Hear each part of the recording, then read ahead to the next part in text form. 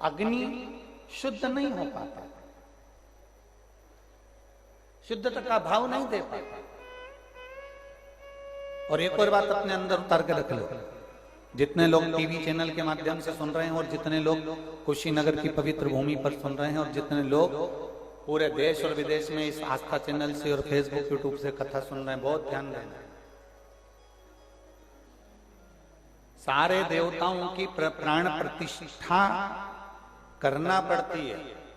राम जी की प्राण प्रतिष्ठा करना पड़ेगी, भगवान कृष्ण की प्राण प्रतिष्ठा करना पड़ेगी, देवी जी की प्राण प्रतिष्ठा करना पड़ेगी। कोई देवता हैं, शनि महाराज हैं, कोई देव हैं, इनकी प्राण प्रतिष्ठा करना पड़ेगी। पर केवल एक देवाधिदेव महादेव नर्मदेश्वर महादेव कैसे होते हैं जिनके प्राण प्रतिष्ठा की भी जरूरत नहीं पड़ती, स्वयं भू प्रतिष्ठा।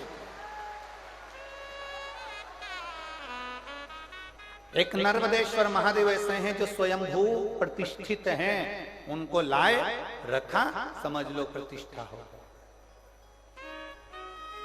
एक नर्मदेश्वर महादेव ऐसे हैं जिनको प्रतिष्ठा की जरूरत नहीं पड़ती।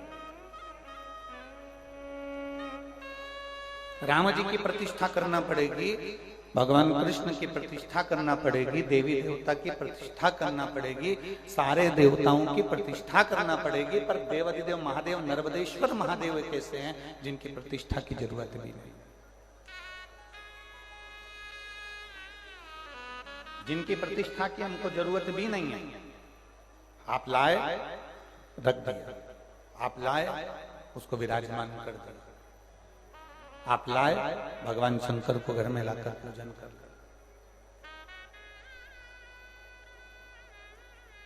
करो पूजन। आप लोगों में से सीहोर कौन कौन गया है? कुबेरेश्वर धाम हाथ उठाओ जाए, बहुत सारे गए हो, रखो रखो। अब आप में से कंकर शंकर कौन कौन लेके आया? ठीक है, रखो।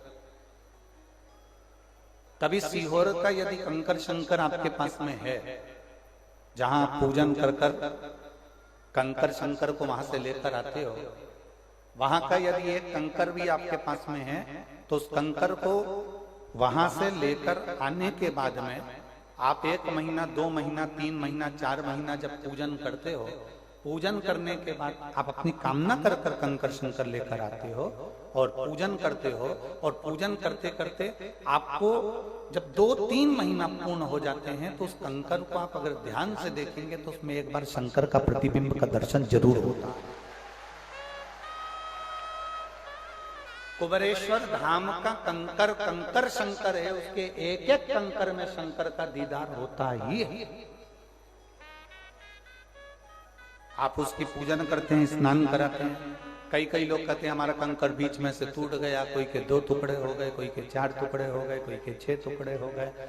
उसमें टेंशन वाला विषय नहीं है। यहां तक हमने शिव महापुराण की कथा में पहले कहा है कि मंदिर का शिवलिंग के भी टुकड़े हो जाते हैं तो ये मत समझना कि वो शिवलिंग खंडित है, वो अखंड है। शिवलिंग कभी खंडित नहीं होता, शिवलिंग शिवलिंग है।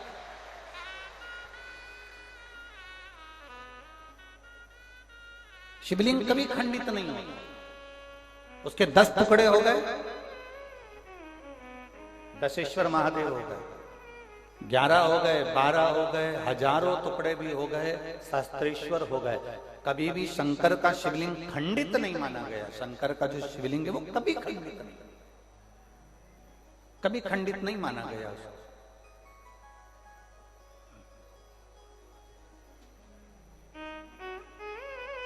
शंकर भगवान के शिवलिंग को कभी खंडित नहीं माना गया। आपके घर में जो शिवलिंग विराजमान है उसकी आप पूजन कर।